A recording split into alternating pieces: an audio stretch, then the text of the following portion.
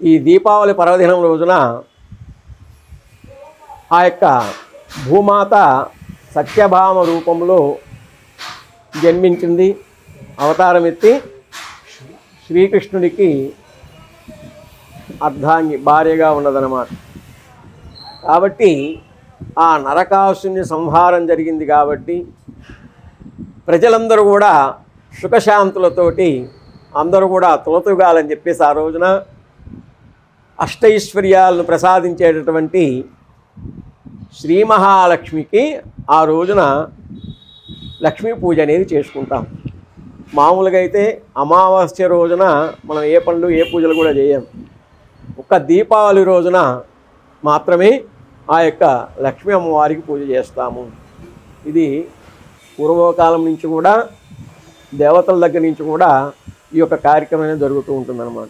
ఈ లక్ష్మీ పూజ ఎలా అంటే సాయంకాలము సంధ్యా సమయం అయిన తర్వాత ఆ అమ్మవారికి ఆసనం ఎక్కడైతే వేస్తున్నామో ఆసనం దగ్గర గోమయంతో శుద్ధి చేసి మంచిగా ముగ్గులు వేసుకొని మంటపాన్ని బాగా అలంకరణ చేసుకొని ఆ మండపం పైన చెల్లా వేసి దానిపైన తండులాలు బియ్యం పోసి ఆ యొక్క మధ్యలో అమ్మవారిని కలశ స్థాపన చేస్తాం.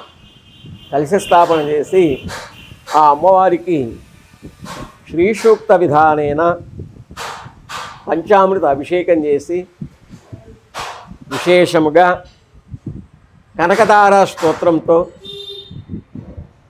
అమ్మవారికి చెందినటువంటి ఆ కలువ పూలు కావచ్చు, గులాబీ పూలతోటి అమ్మవారికి విశేషంగా అష్టోత్తర శతనామావళి పూజ చేసి అమ్మవారికి ధూపదీప నైవేద్యములు ఇచ్చేసి హారతినిచ్చి మన మనసులో ఉన్నటువంటి కోరికలను మనం కోరుకున్నట్లయితే ఆ కోరుకున్నటువంటి తరుణంలో అమ్మవారి యొక్క అనుగ్రహం వలన అందరికి కూడా అష్టైశ్వర్యాలు ఆయురారోగ్యాలు చేకూరుతాయని చెప్పేసి అది శాస్త్రమే చెప్తుంది. ఆ శాస్త్ర పరిమాణాన్ని చేసుకొని ఈ యొక్క దీపావళి రోజున మనము ఆ వరలక్ష్మి యొక్క మహాలక్ష్మి యొక్క అమ్మవారి యొక్క పూజ అనేది చేసుకుంటాం. కాబట్టి ఈ దీపావళి రోజున అందరూ కూడా సుఖశాంతులతోటి అష్టైశ్వర్యాలతోటి ఆయురారోగ్యాలతోటి అందరికి కూడా మంచి జరగాలని చెప్పేసి మంగళాశాసనం. స్వస్తి.